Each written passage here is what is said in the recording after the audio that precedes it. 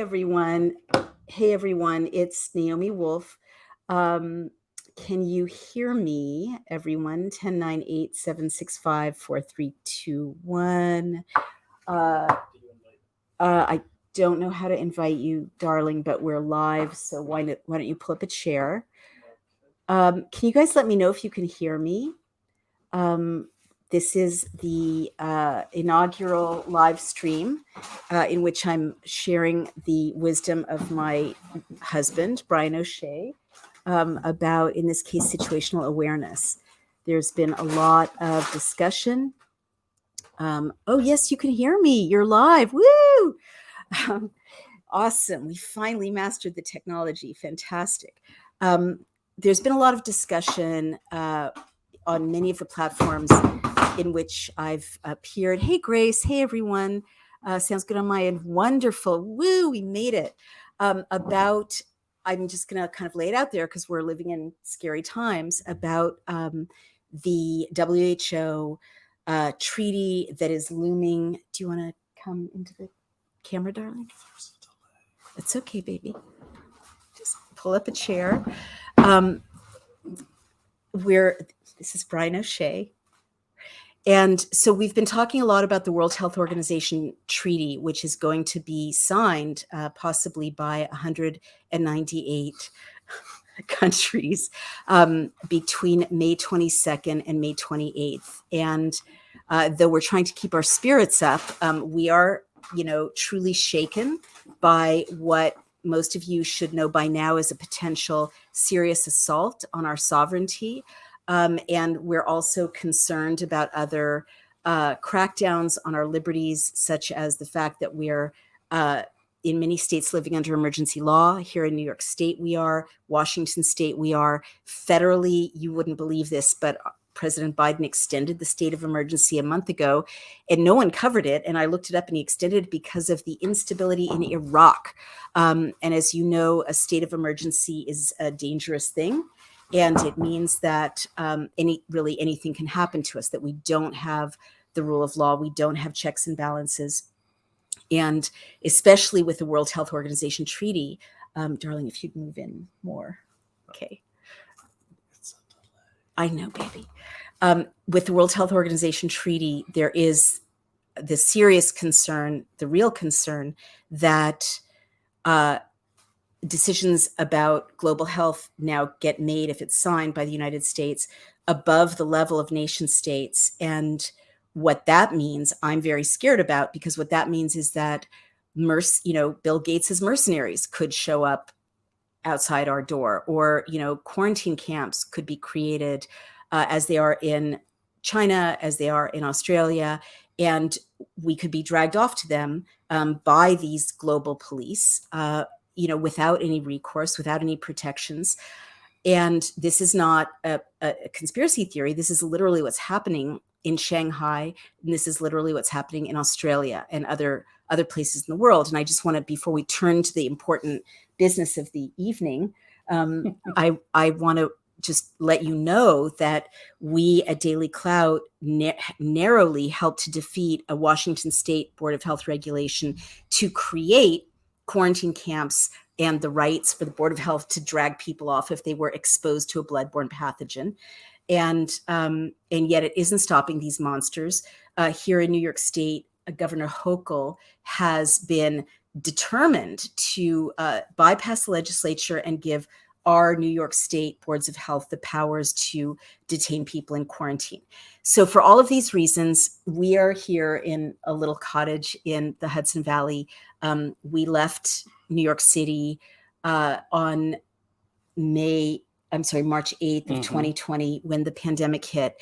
And partly we both did so immediately because both of us have lived in conflict areas. And we both felt like it was important to be somewhere that we could secure. So with no further ado, the reason I asked Brian, who very kindly has agreed to join us, is that I married my bodyguard. I married the guy that I met when I was getting death threats. And I didn't just marry him because he kept me safe. I married him for a million other reasons. But along the way, in the 7 years we've been together, he's taught me so much. And he actually teaches all of his clients so much about how to be secure, how to be strong, how to be empowered, and really how to be a warrior. And it really changed my life because I was a single mom. I'm a woman. I'm a rape survivor. And you feel pretty vulnerable in all of those categories. Most people feel vulnerable, but Brian really believes in teaching people and helping people be as strong as they can possibly be and be hard targets. So it's a big subject, but I want to, today's discussion is just about situational awareness, which is sort of one of the building blocks. He knows much more than I do, but I want to start about that. But I want to start with asking him to introduce himself to those of you who don't know him and to explain where he got his experience in these areas from. Okay. Well, hi, my name is Brian O'Shea, and if I'm making funny faces, there's a delay that's really kind of freaking me out. So just bear with me. And by the way, we also came up here because I wanted to be up here in time for fishing season, not just the pandemic. So I'm just kidding. And what are we, where would you like me to begin? Start with your background and your experience and Sure. where you got these skills that you're teaching other people about. Well, my background was I spent 11 years in military intelligence in the active duty Army. I also, most of that time in the active duty Army, I was assigned to 1st and 5th Special Forces. Why that's significant is we were small units that kind of had to be very aware of our situation or have a good situational awareness and always know what's going on because there's just not a lot of us. So you have to be you can't be caught off guard. So you can get your job done. And then after that, I did numerous jobs in government contracting where we were taught how to go to meetings, how to not be seen going to meetings, how to detect if you were seen or you've been made, and I hate the word. And then after that, I went into my own business where I would teach people how to detect if they were being followed. I also did some contracts where I was actually the one doing surveillance on government workers so they could detect us, which was kind of a fun contract, both on foot and in vehicles. And then in my own practice, I've had a lot of stalking clients. And, the answer for them obviously is not to stay inside and hide. So I wanted to teach them how to not only go outside and be able to detect danger, but also to know what to do when danger came to make sure that danger never bothers them again, or they at least become a hard target. Yeah, I'm going to chime in there because that's so important what you just said, honey, because as a woman and as a survivor, and when I met you, I actually had 2 stalkers, right? And people have stalkers. You don't have to be a well-known person to have stalkers. True. It's very, very common. It's much more common than most people realize. The usual conventional wisdom is just keep a low profile, hide, change your life to avoid the threat. But what I loved about your approach was that you were like, why should you change your life? They're the ones doing something wrong. Yeah, exactly. So why don't we start with what is situational awareness? And I should stress that it's not just if you have a stalker. There are many, many situations in which you're going to teach us how to be a hard target, how to be absolutely not victimized. And, and I'll also say the reason, I just want to add to that, the reason why it's important that you don't just change your life and hide from a stalker is because that's what they want. They want to isolate you, and you're actually in more danger if you do that because you are isolated. So on to becoming a hard target. Well, what is situational awareness? Well, situational awareness is exactly what it sounds like, knowing what is going on around you.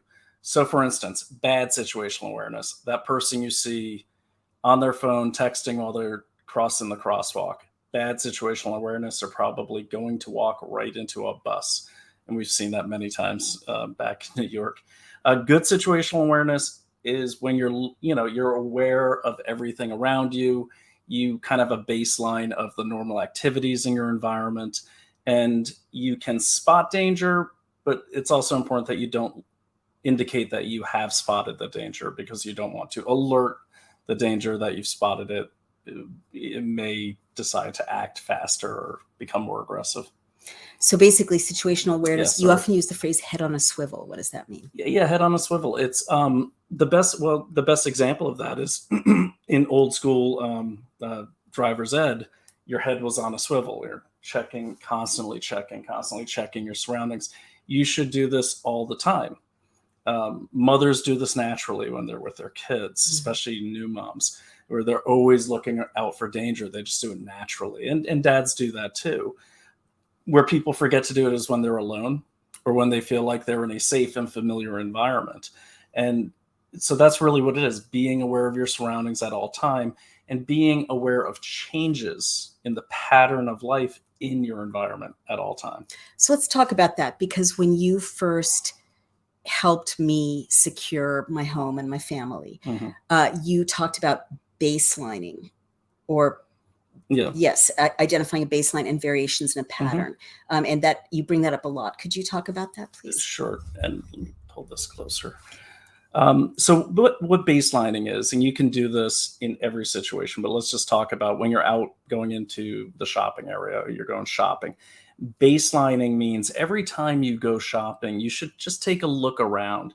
If that kid who's always pushing the baskets is always taking a smoke break at noon when you get there, if that homeless guy is, not really bothering anyone, you're just looking at the normal pattern, or just assessing the normal pattern. So what do people do, let's say, in a shopping center? They shop, they walk around, they socialize. What they don't do is stop and stare at you. And so if you see that, that's a clear break in that baseline pattern of movement that an environment like that would entail. So another great example of that is in Washington, D.C. People are there as tourists. People are there for business. They're either hurrying to get somewhere or they're looking at all the pretty monuments. What they're not doing is staring at you. Now, one exception to this is a lot of homeless people will stare at you because they're making a decision to ask you for money. And the reason I bring that up is it's a great way to test this theory. When you see, you've all been there, when someone's going to hit you up for money, or they're going to hit you up for some cruise promotion. They've got a beeline on you. So they have intention, and that's a great way to practice this. So what are some situations in which someone, your clients typically are exposing themselves to danger because they're not using situational awareness, or they're not using the skills to make themselves hard targets? I think a good example of that would be, you can use me, honey. I don't you're care. a great example. Go for it. She is a hard target now, but I am. For example, you can share. When I did meet Naomi, I was horrified as a security guy because, for example, she sees me and she waves really big across the restaurant. This is me. Come meet with me, because we had a meeting set up, an initial meeting. She was with colleagues. The second thing was, why is that bad? Well, you don't want to call attention to yourself if you think you are being stalked, or you don't want to let them know that, hey, I've got a new asset. You want to. It didn't really matter. I mean, that can serve as a deterrent, but things like leaving the door unlocked because she had a doorman, passwords on the fridge. That was true. I did that. Was, and I'm not going to beat you up too much over, because she fixed it very quickly. She did leave me alone in the house while she went to do yoga, and I didn't think that was a good idea because she didn't know me. All the same, those are some examples, and most people don't do that. Other more common examples. But may I say, I do think that people I know will say, "Oh, I'm fine. I have a doorman," or "Oh, I'm fine. It's a gated community." Right? I mean, people do. Or you've taught me this. People often assume that no one is posing a danger to them or a threat because they know them socially, or they're from their same social background. That's a great topic to bring up a little later, because that gets a little deep. But as far as the doorman, the gated community, as an example, my friend JT joined us later on that day. He's a cyber expert. He was going to do check the network and those type of things. He's very good at his job. He walked right up, because when the doorman asked, who are you going to see? He said, can't talk. And he just kept going. He was on the phone. And, that was a common trick we used to use when I was doing other types of work. If I wanted to get past low level security or a doorman, I get on my phone. Or a better example, if I want to use a restroom in New York City, which they won't let you do in a restaurant, you just get on the phone and you talk. People don't want to bother you. Mm-hmm. So you test clients' security, and if the doorman doesn't stop them or the security person doesn't stop them, then you know that they're in an unsafe situation. Yeah, and this can be beyond just like your apartment. I was in Sao Paulo, Brazil, doing a security assessment for a major CEO of an electric company. And he had his office like in this mall, but the mall had like this secure back area where and all these executive offices were. You had to show your passport, everything like that. I went up, I didn't want to show my passport. So what I did, I said, it's not working. So they just buzzed me in. The guy had a shotgun, the police officer. And he said, who are you going to see? And I showed him my fake passport. God.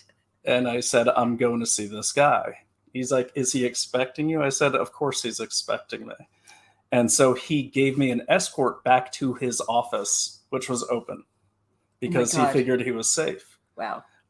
So those are great examples. So you're really not safe. You've got to be responsible for your own safety. Okay, that's excellent. So let's talk about how you know if someone's following you and what you should do in that case. I mean, it is a nightmare of women to be followed, especially at night, and no one knows what to do. Well, are you talking about in a car or on foot? Let's talk about each example. Say you're walking home from a club or you're walking home from a dinner and you're a woman and you're by yourself and you think someone's starting to follow you. What do you do? And the other thing you've often said to me is never let yourself be in a position where you can be pulled into a car. So yeah, I want you to speak to both of those, please. All right, so you're walking home from the club. Assume you're being followed. Whether you're a man or a woman, it doesn't matter. Assume you're being followed. If there is a person behind you, and they're gaining on you, you might not be being followed, but because there's really no way to tell for sure if you're being followed, treat it like you're being followed. Go ahead and cross the street at that point.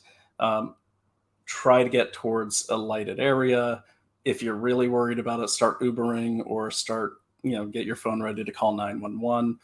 And then, at some point, just if you are sure the person is gaining on you and they are following you, run and make a lot of noise when you do it. And this is for men and women. Run. I had to do this in Argentina because I stupidly went to literally the other side of the tracks, and I had 5 guys following me, and there was nowhere to turn, and it's a big long wall. So I just started running and yelling like a wild man, and they kind of gave up on me. I'm not a fast runner. I think they just thought I was insane. Well, let's talk about this because many people would be reluctant to do that or to call 911 unnecessarily or cross the street, maybe in a way that offends someone because they don't want to make a scene. I guess what you taught me is it's better to make a scene and be safe. Can you speak to that? Like our social inhibitions against yelling and running, for instance? Sure. And so here's a great scenario. You're walking. You're a man, let's say, and you see these big dudes coming your way, and it's a kind of a tight sidewalk. You're in an area where a lot of people get mugged. Okay.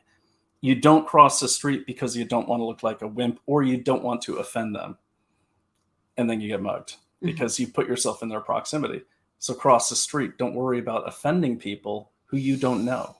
They'll get over it. They won't care. They might get a kick out of it if they're up to nothing bad. If they are up to something bad, now they have to reassess their plan. Now they have to expose themselves to you by crossing the street and following. And at that point, you just run. So I guess 2 things now. You also taught me about command voice, and it has been super useful. And again, this goes against like socialization, especially for women, of being super quiet and feminine and a lady. Like, what is command voice and when is it useful? A great example of command voice is police officers use this all the time. And you could YouTube any video when someone doesn't get out of the car, they go from polite voice to command voice. So like, sir, get out of the car now. And that's it. And they're not giving an ultimatum. There's no or else, get out of the car now. So where this applies to anyone is you say, stop following me. Okay. If you can't get away from them, hopefully you don't get to that point. But at that point there, it's not what a bully expects. I mean, in a perfect world, you're not even stopping that long to do that. But if you have no choice, you get cornered. And then just be ready to fight. I mean, I have to put that in there. You're probably going to end up in a fight, man or woman. But the command voice could buy you some time.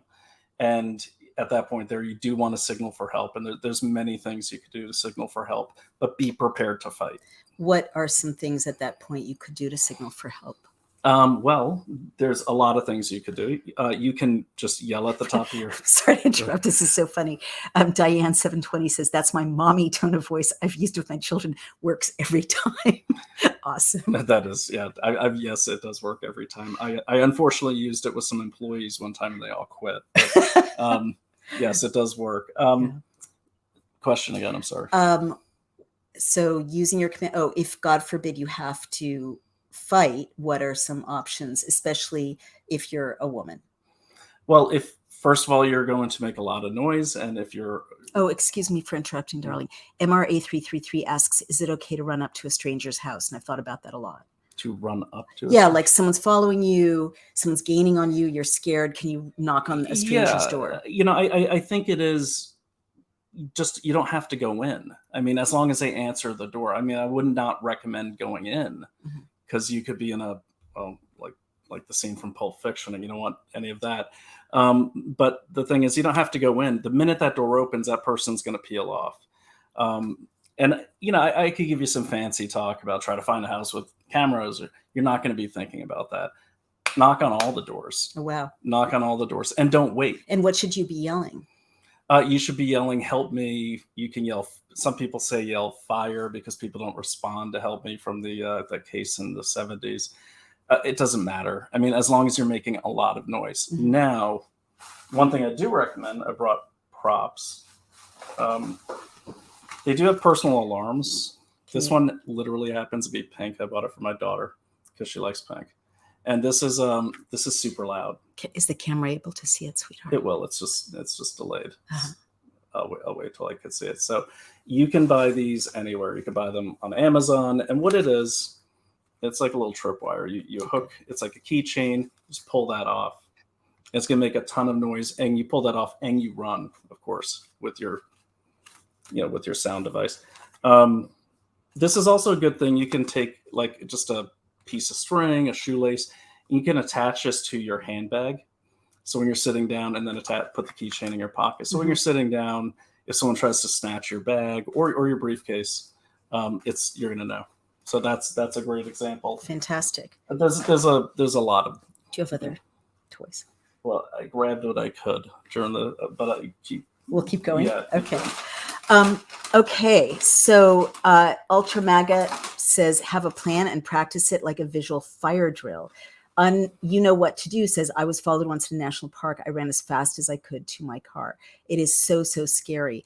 And by the way, I would say that this is super empowering, especially to survivors of sexual assault, because the thing that is pretty common for survivors to do is freeze. That's an animal response. Absolutely. And to practice and know, that there are steps you can take so you're not trying to figure it out in the moment, and you might overcome that instinct to freeze, I think is very, very important. Well, and I want to go back to Ultra MAGA. Great name, by the way. Ultra MAGA made a good point. Practice it.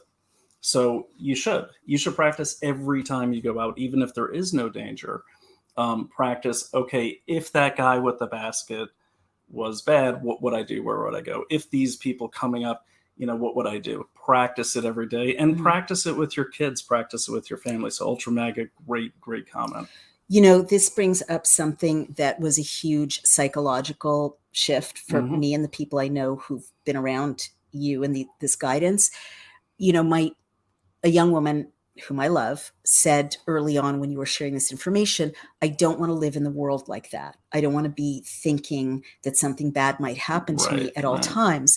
And I used to think that, like, why do I want to think about this? I want to be free. I want to trust people. But you've weirdly taught me that the more prepared you are to escape a violent or dangerous situation, the more relaxing the world is, and the more you can feel a sense of confidence in the world. What would you say to that? I would say that's spot on, and that's exactly it. The more prepared you are, it's just like the more a lot of the stuff we're doing with this research, the more you know, the less scared you are of it. But I also want to say, too, the world's never been a safe place. We've been convinced it was because it felt okay, but the world's never been safe. I've unfortunately been to 47 bad countries, and I always knew that anything could happen at any time because it would. And so I think what the last few years has shown us with the violence and the upheaval and everything is there's no safe place unless you in the shot, baby. Unless you make it safe.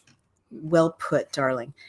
So this is a very important question. I can't get you in the shot, sweetheart. It's a delay. Give it a second. Okay. It's you're scaring the computer. It's freezing. Okay. All right, sweetheart. So very important. Someone wants us, says, please talk about, yes, Idaho Care Bear. There you are, sweetheart. Please talk about being in a market or somewhere and someone rubs up against you to turn around. This is so important. It's happened to literally every woman and young teenage woman I know. What do? You know, part of you doesn't want to make a scene. Part of you doesn't want to make it worse. Sometimes you can't get away if you're in a crowded subway. What do you do? Well, I'm going to tell you, I'm always careful with these ones because it could be, you know, a really large person who can't help it. You know, so I would say you should back off. No, but I would say, you know, turn around and look and make eye contact. And if they're leering at you, you've got to say something really nasty, like, get the fuck out of my face. I love it. Okay. And you can't look down, you can't look around, you just and get ready to hit them because they might hit you. But what if, I mean, as a woman, that is so scary. You're facing someone who might be really big, really strong, already disgusting. And if I say, get the fuck out of my face, he might, like, you know, choke me to death. I mean, he might choke you to death, but at the same time, if you don't do that and it happens repeatedly, he might choke you to death anyways. So at least there you're drawing attention. And for some weird reason, there's a lot, you can't rely on this, but there are a lot more people willing to step in. And look, great example. You saw some women getting harassed. I got to tell this story. You can tell it. This is the best story ever. You could tell. And you get the pleasure of hearing this for the first time on a wide audience. So a long time ago, we're driving down the street. I had a big old rider. And so Naomi sees some young ladies being harassed by a guy in the West Village. He's kind of throwing things at them. And before I could even stop, she's out of the car and she's yelling. She says, leave those, you don't treat women like that. She's yelling this. I was using my command voice. She was pissed. And so the guy starts cursing her out. I'm trying to find a spot for a 16-foot rider in a crowded city. And I hear this guy. Now I'm getting mad. So I'm trying to, like, stop the truck so I can go get him. And next thing I know, he says, you know, get the in case kids are listening. Get the fuck back in the car, bitch. You know, like that. Once he said that, Naomi's gone. Yoga pants, you know, sweatshirt, flying after the guy. Okay, and this is command voice. I mean, this is proof positive. Flying after the guy who's twice her size. The guy stumbles backwards and starts running away from her, and she goes around the corner. She gets back out of breath. And she's like, I couldn't catch him. And I go, what were you going to do when you did catch him? And she goes, I don't know. Tell him to treat women nicer, I guess. But the point is, the guy was terrified of Naomi's command voice and her rage. And that brings up a good point. Let yourself get mad. Go ahead. Let yourself get mad. I have to say, I have used a command voice since you taught it to me. And women are so often belittled and bullied. I'm sorry to generalize about gender. But in each case, when I used the command voice, the person who was trying to bully me backed right off. Every time. And so that's really interesting. Well, I hate to raise this because it's very sensitive. You know, a third of us have been sexually assaulted, but what are things that we can do when we're, again, women, just walking around the street to make ourselves look like harder targets? And what are things we might do unconsciously that might, not that it's ever a victim's fault, but that might lead a bully or an abuser to single us out? And look, I'm going to say this is not even a gender specific question. I mean, this goes for everyone. Okay. And the first thing you want to do is whatever you're carrying, make sure you're carrying it in a way where it can't get snatched off you. If you are lost, don't look lost. For example, if you are on holiday and you get lost, and you don't want to break out your phone and start looking around and everything, because forget about it. Mm-hmm. You want to find a doorway or a cafe, and very, and I do this all the time. Other things you can do too is, now this, I call this the prison walk. I've been to a few prisons, but I wasn't sent there. I was visiting people. But the prison walk is where you make eye contact and break eye contact. So you make eye contact to show you're not afraid, but then you break it because you don't want to stare right at the person, because you will draw attention. But you want to walk like a predator. I mean, that's the thing. Walk, you know. Can a woman walk like a predator? Absolutely. Yeah, absolutely. I mean, I'm not going to demonstrate it for you, but what that means is don't do the Woody Allen walk. You don't want to be hunched over, or the Bill Gates walk. You don't want to look weak, even if you are weak. Like, you want to look like you're ready to not tear someone's head off, but you could. Right. And a great example of this is, you always comment when I go anywhere. I mean, I'm not that tough, but it's like, I'm always assessing everyone, and I don't realize I'm doing it. I'm like, well, if I had to fight him, what would I do? Him. But what I don't realize is, Naomi's pointed this out. This is creating a certain gait, scary aura. And I'm like, hey man, what's up? And people are like, hey, it's cool, man. But what's a female version of that? A female version is literally similar. Hey, how's it going? How's it? Like, when a female, right. I had an employee named Lauren. She was excellent at this. She was terrifying, because the first time we went out on a job and we were following someone, she's like, hey, how's it going? Hey, what's up? Not to everyone, but the people that made eye contact. And they would always just go, okay. Because what you're doing is you're showing, like, hey, you're directing energy. Right. And you're showing you're not compliant. All right. Well, this is very important. And thank you, darling. And Cleod 1 says, the people flooding over terrifies me. My neighborhood may become unsafe. I can't have a gun or a dog. So we wanted to get to this point, this subject. How can people living in houses or in an apartment who might not be able to have a gun or a dog secure their homes and feel safe? And I also want you to do a subset of, what if you're a single mom? What if you're a single woman? Well, securing your home. I was going to say, yeah, I mean, it a lot depends on if you live alone or not. Look, the best thing you can do, and that's a tough situation, and I get it. I've been there many times, down there in that area. Really, of course, we always encourage people to move, but of course, that's not always an option. So, what you can do is, first thing you want to do is check your perimeter. Do you have lighting? Do you have a lot of lighting? A great way to do this is just draw a picture of your house and do a circle where every light should go. Use solar-powered motion lights. We have them all over here, because we have the same thing up here. It's not just Texas anymore. And so what I like about solar motion lights, is they're super bright. They work really well. It probably work great in Texas. And they just click on, and they tend to freeze people. But you also have lights on all the time. You don't have to turn on all the lights in your house. That's expensive.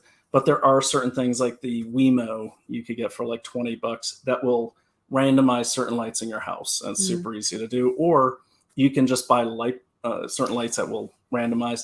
But you want lighting. Will you put the brand in the chat when we're done? Yeah, sure. I'll make a whole list.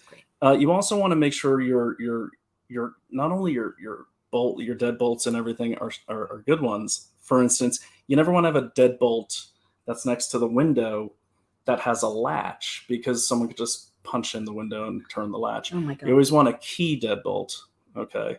And make sure you have a good, safe place for the key. I usually wear a key around my neck, so you're not fumbling for it in the dark. Have an escape plan. That's always a good thing to do. And you just have to make it part of your daily mantra, like I do, and it drives her crazy because it takes us forever to go anywhere. But I always lock every single door, every single window, and I always make sure random lights are on. And then, if you're neighbors and you get along, if you have neighbors, get to know your neighbors, okay, and let them know, hey, I'm a little worried tonight. If I need you, and set up a PACE plan, like a communication plan. That's good. With your neighbors. So if something bad does happen, yes, of course, call 911, but that might take forever, be able to call your neighbors. And so that's they can very look at your good. age. And very quickly, what about social media? What about good practices, secure practices on social media? Well, don't post pictures of your vacation in Tahiti real time, because especially if you're using your real name, or even if you're not, I can usually figure out who people are, even if they're not using their real name. And that's not from any training. It's from being on the internet all the time. But don't post where you are or where you're going, because there's a great commercial. It's an insurance commercial. I forgot which one it was, where the guy's at the game and he's like, yeah, I'm at the game. And this guy is posting pictures of him robbing the guy's house and stealing his car. Mm-hmm. So don't, if it can wait till you get back and then post about your vacation, do that. Mm-hmm. And, certainly don't walk around your house with don't give people tours of your house online. Because think about it. If I, if it's a classic like burglar movie, they want to case a house, you just did it for them. Mm-hmm. You'll notice when Naomi's doing a cast here, it's always the same view in the back. So you've never seen our whole house, and you may never see our whole house. But the point is, you don't want to show too much of where you live. You don't want to show your license plate online. Certainly not. You want to try to avoid street signs when you're taking a picture. If you're proud of your house, that's cool. You want to take a picture. Try to avoid showing street signs, mm-hmm. because people will start monitoring your feed to see when you're not there, mm-hmm. and they'll break in, or they'll see when you might be there alone, or they might just be creepy stalkers trying to figure out if you're there alone anyways. So you want to make it more difficult for them. Well, sorry to circle back to this, but it's a very live issue for many of us. Karen SL asks, what if you're in your car at a park and a man parks next to you, gets out and approaches you and talks in a sexual way? Drive away. Okay. Just drive away. Away. Don't even respond to him. Just lock your doors, drive away. Igby Finnegan says, when men rubbed against me, I would step forward, bring one foot back, and stand on his foot and not move. That's a gutsy gesture. What's your view of? They do, honey. They do this. Men rub against women. I believe you. Yeah, they rub against men too. I spent enough time in New York to know that. So it's really, like, if you're already at the point where you stepped on their foot, you might as well put a knee in their crotch. Wow. And so you are saying the opposite of what women have been told throughout the 80s and 90s of just submit, don't, walk away, be compliant. And you're saying that doesn't work. Be angry and combative. Yeah. Correct? Look, the statistics have shown, and I can pull those up for you. That was the old, recommendation. I remember those PSAs when I was a kid that said, comply, but you can't comply your way out of that, because why leave a living witness? Mm-hmm. So most people that complied ended up dead or disappeared. Right. And so the key moment to protect yourself from disappearing or from death is the very moment where action is initiated against you. That is your chance to get out of it. And you know what? Don't worry about lawsuits. Don't worry about breaking the law. Worry about your life. Yeah. Because if you start thinking, well, what if you're done. That's what we're conditioned to do. We're conditioned to be like, oh, I might hurt him. And you've taught me that doesn't matter. It's about survival. Well, and I've got to add something. And again, back to Ultra Maga's practice. Yes. That's why I believe in combative sports. I believe in people learning, men and women, how to box, even if you have to put on a helmet, to learn how to take a hit, because you get over the shock of it. If you've ever seen, young people in their first, you can always tell if someone's been in their first fist fight. I'm certainly not advocating everyone start beating each other up. But what I'm saying is, people are so scared of the pain of getting hit or hurt.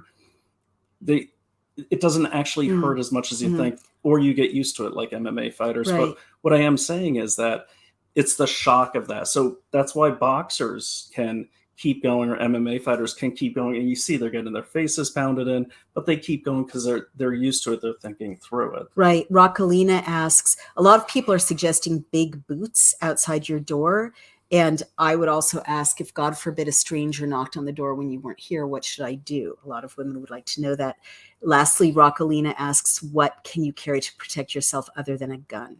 So can you quickly speak to all those? Stranger at your door, what do you do? Stranger at your door, what do you do? You're alone, stranger at, you just don't answer it. Okay. that you don't answer. Again, this theme of be willing to offend people. And Yeah. what if he doesn't go away? Do you call the police at that point? Absolutely. Okay, Call the good. police and call your neighbor. Gotcha. And call your neighbor, and you've already practiced, so you know the escape plan. Be ready for that. Now, on the weapon, really, I mean, beyond a gun, and I'll be honest with you, a gun is not always the best answer because most people don't know how to use them, or they don't practice and they miss, and it's ineffective anyways. Really, anything. I mean, a great example, my grandmother, little Irish lady from Limerick, she was like a little leprechaun, but she put like 3 dudes in the hospital after her 60th birthday because she had hairpins and they'd rub against her on the subway. Women used to carry hairpins. Yeah, well, let's just put it this way: those dudes probably didn't have a lot of children after that. But the point is, you use any weapon you can. And that's really oversimplifying it. Right. But there are things you can train with.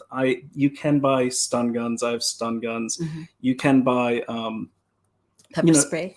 Pepper spray is good, but again, make sure you might want to get a few of them so you can practice it, so you know what to expect. And really, just like having a thick keychain to to fill out your hand, there's other things I'll post. There's plastic karambits, which is an L-shaped thing that comes down like this. Those are scary. There's a million things. You could use a rolled up magazine if you know what you're doing, and but anything that will cause the other person pain. Okay, so things are getting very disturbing. This is so true for so many people. Like we've lived through horrible things. Alan Sutton asks, "Sir, what about going to the supermarket? It happens and will sadly continue to happen." So does he mean like being menaced at the supermarket? Well, no, I think he might be referring to the Buffalo shooting. Oh yes, oh God. Now, the Buffalo shooting, first of all, my heart goes out to all those victims.